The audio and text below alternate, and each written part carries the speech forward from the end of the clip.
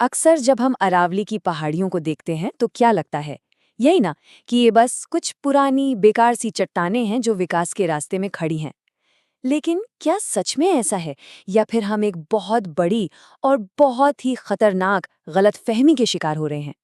तो चलिए आज इसी सवाल में उतरते हैं। जरा एक पल के लिए कल्पना कीजिए, क्या होगा अगर ये विशाल पर्वत श्रृंखला जो अरबों सालों से हमारी ढाल बनी हुई है, अचानक एक दिन बस गायब हो जाए।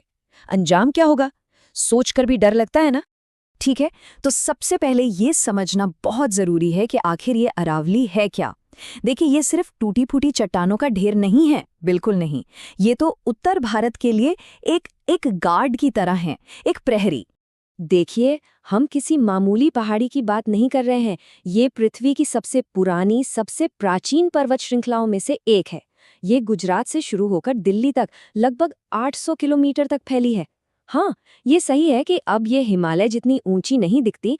अरबों सालों के मौसम ने, हवा पानी ने इन्हें घिस दिया है, पर इनकी उम्र ही तो इन्हें अनमोल बनाती है। जरा इस टाइमलाइन पर एक नज़र डालिए, मतलब दिमाग घूम जाएगा। ये पहाड़ तब बने थे जब धरती पर जिंदगी बस शुरू ही हो रही थी। डायनासोर आए और चले गए। इंसान तो, हम तो बस कल ही आए हैं। और ये पहाड़ ये सब कुछ देख चुके हैं। और आज हम इसी विरासत को खोने की कगार पर खड़े हैं।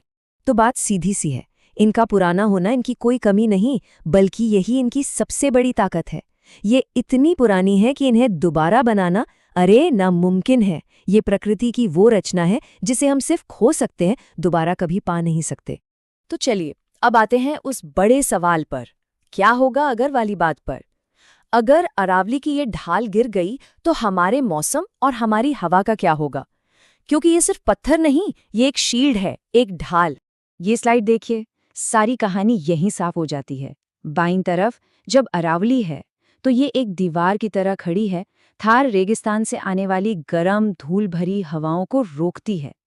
लेकिन दाईं तरफ की तस्वीर वो डरावनी है। अरावली के बिना वो रेगिस्तान सीधा हमारे शहरों में घुस आएगा, दिल्ली, गुरुग्राम, फरीदाबाद। सोचिए क्या होगा, जबरदस्त गर्मी और जहरीली हवा। इसे समझने का एक बहुत ही आसान तरीका है, और वो ये कि आप पूरे इलाके के लिए एसी तो नहीं लगा सकते, है ना। अरावली ये काम हमारे लिए पहले से ही कर रही है, और वो भी बिल्कुल मुफ्त में। इसे हटाना मतलब अपने पूरे इलाके का एसी बंद कर देना। अच्छा, तो ये तो हुई हवा की बात, लेकिन कहानी यहीं खत्म नहीं होती। अरावली हमारे लिए एक और बहुत जरूरी काम करती है, पानी का। तो अब सोचिए, क्या होगा अगर ये विशाल कुदरती स्पंज सूख जाए? हमारे पानी और जंगली जानवरों का क्या होगा? यहाँ भी देखिए, फर्क बिल्कुल साफ है। जब तक अरावली है, जमीन के नीचे का पानी रिचार्ज होता रहता है, बाढ़ पर कंट्रोल रहता है, और तेंदुए, लक्कड़ बग्घे जैसे जानवरों को अपना घर मिलता है। लेकिन अगर ये नहीं रही तो मॉनसून में बाढ़, गर्मियों में सूखा, और जानवर वो बेचारे पानी और खाने के लिए शहरों की तरफ भागेंगे। तो सवाल ये है कि ये होता कैसे है? इसे ऐसे समझिए कि अरावली की चट्टानों में ना अनगिनत दरारें हैं। जब बारिश होती है तो ये एक विशाल स्पंज की तरह काम करती हैं। सारा पानी इन दरारों से रिसकर जमीन के नीचे जमा हो जाता है। यही पानी हमारे कुओं और बोरवेल में आता है। और ये कोई थ्योरी नहीं है, ये हकीकत है। हरियाणा और राजस्थान में जहां जहां ये पहाड़ियां काटी गई हैं, वहां वहां पानी का संकट गहराता जा रहा है। अच्छा, अब आते हैं उस एक दलील पर जो हर बार दी जाती है, विकास। कहा जाता है कि हमें विकास के लिए जमीन चाहिए। तो चलिए, आज इस विकास के मिथक को तोड़ते हैं और देखते हैं कि इन तर्कों में आखिर सच्चाई कितनी है। चलिए, एक एक करके इन तर्कों को देखते हैं। पहला, खनन से रोजगार मिलता है। हाँ, मिलता है, पर कुछ समय के लिए, और उसकी कीमत हमेशा के लिए पानी का संकट, बाढ़ और बीमारियां। दूसरा तर्क, पहाड़ियां तो पहले से ही खराब हो चुकी हैं। अरे भई, ये तो वही बात हुई कि कोई घायल है तो उसका इलाज करने के बजाय उसे खत्म ही कर दो। और तीसरा, शहरों के लिए जमीन चाहिए, पर ऐसे शहर किस काम के जहां ना पीने को पानी हो, ना सांस लेने को साफ हवा। क्या इसे सच में विकास कहेंगे? और देखिए, बात की तह में बस एक ही सच्चाई है। आप कंक्रीट के जंगल तो बना सकते हैं, लेकिन आप उस पूरे इकोसिस्टम को दोबारा नहीं बना सकते जो आपको जिंदा रखता है।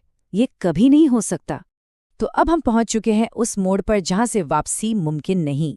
चलिए देखते हैं कि कानून क्या कहता है, और अगर हमने उसे नहीं माना तो अंतिम फैसला क्या होगा। एक ऐसा फैसला जिसे कभी बदला नहीं जा सकेगा।